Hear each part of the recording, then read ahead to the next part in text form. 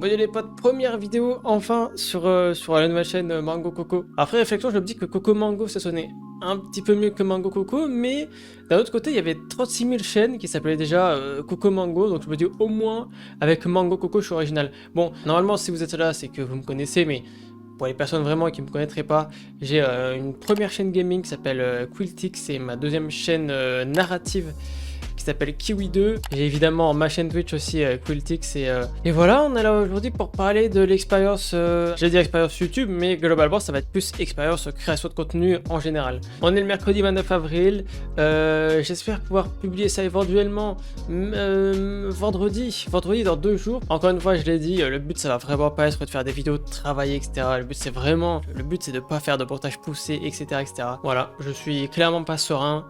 Je suis clairement pas sûr, c'est la première fois que je fais ce genre de format, je suis pas très à l'aise, je sais pas. Mais voilà, il est 15h35, je me réserve 25 minutes maximum parce que j'ai pas envie de perdre plus de temps que ça. Donc à 16h, je cut quoi qu'il arrive, voilà. Mais aujourd'hui, on va parler expérience création de contenu. Ça imbrique pas mal de choses, ça va imbriquer pas mal de trucs. Il y aura donc que ça soit l'IA, que ça soit la motivation, que ça soit l'inspiration, que ça soit les revenus, etc. Il y a pas mal de choses à dire, je vais essayer d'aller droit au but et de pas parler pendant 3 heures. Voilà, on va voir ce que ça va donner. Et du coup, bah ouais, on va s'intéresser aujourd'hui à la création de contenu en 2026. Le sujet est très vaste. Le sujet est très vaste. Et je pense que je vais regrouper ça par chaîne parce que vraiment le ressenti il est très. Enfin, il est assez polarisé mine de rien entre la chaîne gaming, la chaîne narrative, la chaîne Twitch, etc. Je sais pas par où commencer. Vous savez quoi, on va faire du plus négatif entre guillemets au plus positif. Du coup, je vais commencer par parler de la chaîne gaming, la chaîne DBD. Donc il faut savoir que c'est une chaîne où je faisais... En fait, c'est une chaîne axée horreur à la base. C'est-à-dire que je faisais du DBD, mais je faisais aussi, comme je le fais sur Twitch, je fais souvent des petits jeux d'horreur à côté, etc. Et du coup, c'est la chaîne un petit peu... best-of. En fait, je mélangeais un petit peu les concepts DBD, donc notamment le défi ultime, Ardèche Challenge, etc. Les concepts plus basiques. Du coup, je faisais aussi les différents let's play jeux d'horreur, etc. Chose que j'ai arrêté parce que je me suis dit, quoi qu'il arrive, faire du DBD et faire des jeux d'horreur, c'est ce que j'aime, et c'est pour ça que je me suis quand même focalisé pour être un peu plus niché. J'ai choisi de faire que du DBD sur cette chaîne. Du coup, je veux dire, quoi qu'il arrive, j'aurais choisi de faire que du jeu d'horreur ou de faire que du DBD. Je veux dire, l'un ne m'aurait pas tellement plus que l'autre. Je veux dire, j'aurais quand même pris plaisir à faire ça, et franchement les choses avaient plutôt bien démarré globalement. Il faut savoir que pendant longtemps, pendant une très longue période, j'ai fait, ça fait un moment que je fais des vidéos, et toutes les vidéos étaient assez limitées dans un certain sens, c'est-à-dire que voilà, je sais pas encore ce qui manquait, peut-être au niveau dynamisme, au niveau montage, etc. Bon, les vidéos n'ont jamais trop marché jusqu'à récemment. Là, ça doit faire 1 ou 2 ans à peu près, je dirais. Donc, premier verdict, je suis très content parce qu'en fait, tout a commencé avec cette vidéo. J'ai tenté le défi ultime, c'est la toute première fois que j'ai fait le Hardest Challenge. Et j'ai tenté un contenu narratif, voilà, je sais pas ce qui m'a pris. Voilà, mais c'était un contenu qui prenait extrêmement de temps, ça prenait beaucoup de temps. C'est un format que j'ai continué à faire d'ailleurs. J'ai dû faire 4 ou 5 épisodes, un truc comme ça. Et au bout d'un moment, j'ai arrêté tout simplement parce que ça prenait un mois à faire, quoi. Ça prenait un mois à faire, et encore un mois c'était la fourchette basse quasiment. Ouais, donc au bout d'un moment, ouais, après plusieurs épisodes, maintenant c'est un format que je fais plus, c'est un format que je fais version gameplay et non pas narratif. Donc forcément, c'est des vidéos qui marchent moins bien. Ce que je veux dire par elles marchent moins bien, mais forcément, il y a moins de vues, il y a moins de retours, etc. Voilà ce que je veux dire par ça marche moins bien, mais il y a aussi forcément moins de revenus. Forcément, ça en découle. Néanmoins, je préfère rester comme ça actuellement, du moins parce que je suis tout seul, je fais tout le temps tous les montages, toutes les miniatures sur cette chaîne là en tout cas. Et d'ailleurs ça on va en parler un petit peu, mais c'est moi qui fais tout. Et voilà, on va parler un petit peu de l'IA aussi, etc. On va parler aussi de la comparaison aussi quelque part avec d'autres créateurs qui, quand tu es un créateur, malgré toi, c'est très compliqué de jamais se comparer à un tel ou à un tel, tu vois. Donc, et le but n'est pas de se dénigrer, etc., bien sûr, mais je pense que c'est un passage qui est obligé. Mais voilà, du coup, j'avais dit qu'on commençait négativement, entre guillemets, pour finir positivement. Pourquoi je dis négativement? Parce que depuis un moment, la chaîne Quiltix est en train de sombrer. Alors, je vais pas dire sombrer, c'est un peu abusé de dire ça. Globalement, pourquoi je dis ça? Parce que à chaque fois actuellement, dès que je sors une vidéo, c'est 8 sur 10, 9 sur 10, 10 sur 10. Et là, vous vous dites, mais c'est formidable. C'est formidable. Parce que quand tu sors avec un ou une 10 sur 10, ton date, tu dis, ah ouais, c'était un 10 sur 10, machin. Bah, ça veut dire que c'était un bon date, quoi. Tu vois. En fait, sur YouTube, c'est pas pareil. Sur YouTube, c'est pas pareil. En fait, sur YouTube, quand tu sors, pour ceux qui connaissent pas du tout le Creator Studio, enfin le YouTube Studio, bref, on s'en fout, le YouTube Studio pour suivre les analytics de ta chaîne, etc. Eh bien, à la sortie de chaque vidéo, tu as le classement par nombre de vues qui classe tes performances de tes 10 dernières vidéos par nombre de vues. Donc, c'est-à-dire que si tu as une première vidéo qui sort après 3 heures après la sortie de la vidéo qui fait 100 vues, et que une semaine après tu sors une autre vidéo qui après 3 heures après la publication fait 150 vues, et bien la deuxième vidéo qui fait 150 vues est logiquement 1 sur 10. Voilà, donc c'est la première, et la deuxième vidéo est 2 sur 10 parce que c'est la deuxième en classement par nombre de vues, etc. Et la 10 sur 10 serait à 20 vues après 20 vues 3 heures après la publication de la vidéo.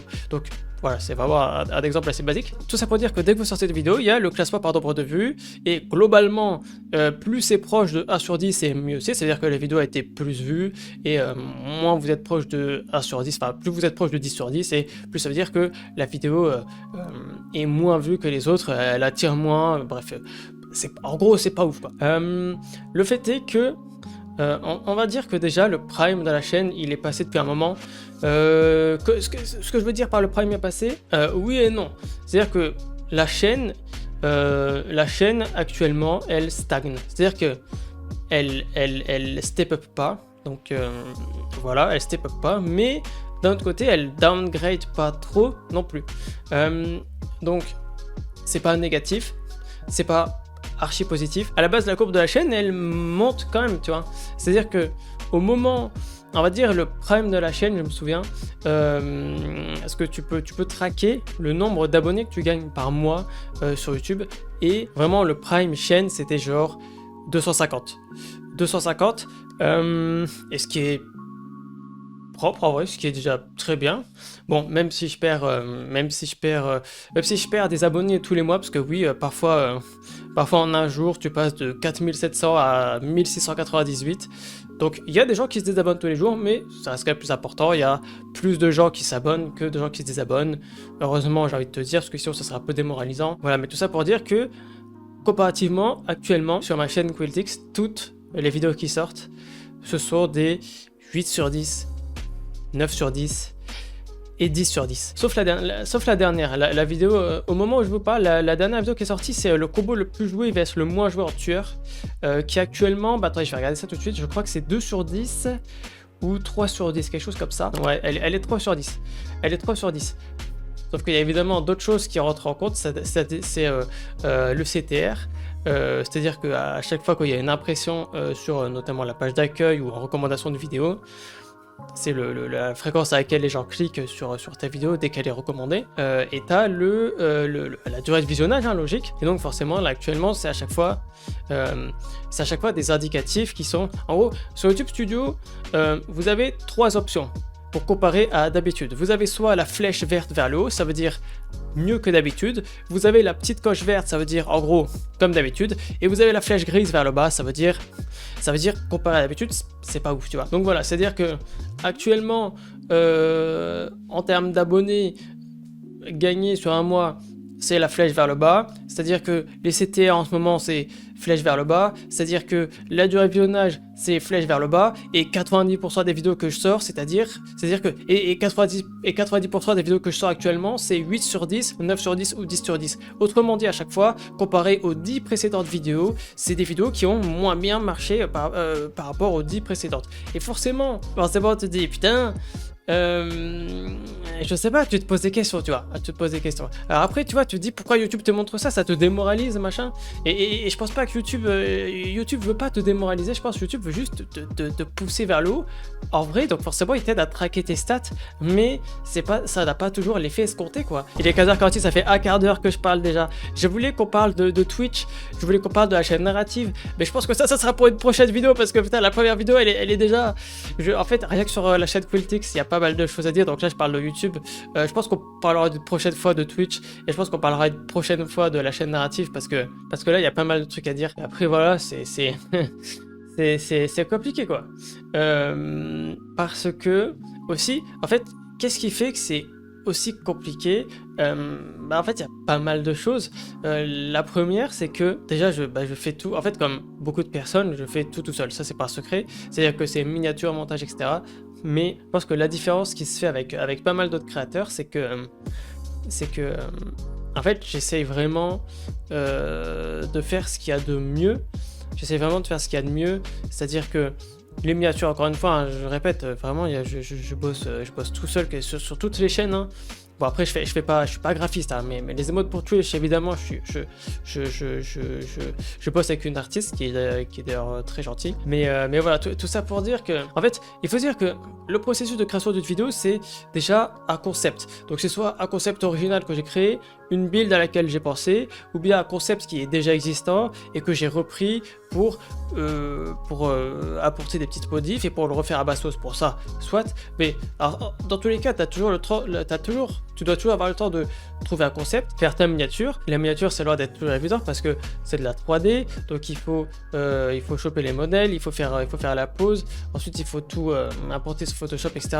Et ensuite faire l'assemblage. Donc une miniature, ça va prendre facilement, relativement souvent plus d'une heure. Là où d'autres, il faut juste faire un prompt. Et donc là, voilà, encore une fois, je suis pas là pour jeter la pierre à ceux qui font toutes leurs mines en IA, etc.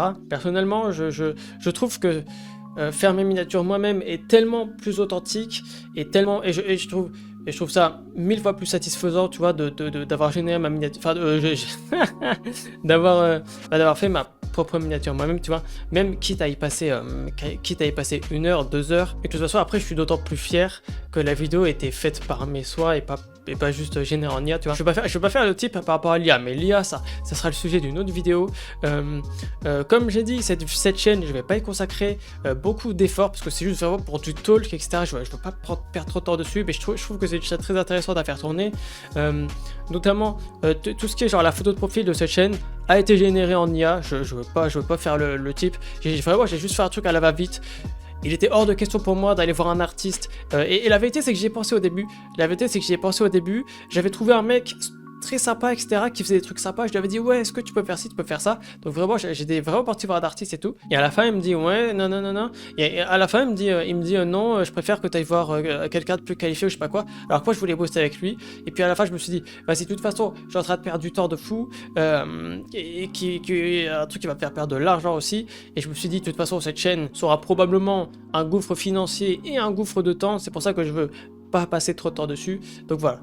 J'ai juste fait une vieille chaîne IA.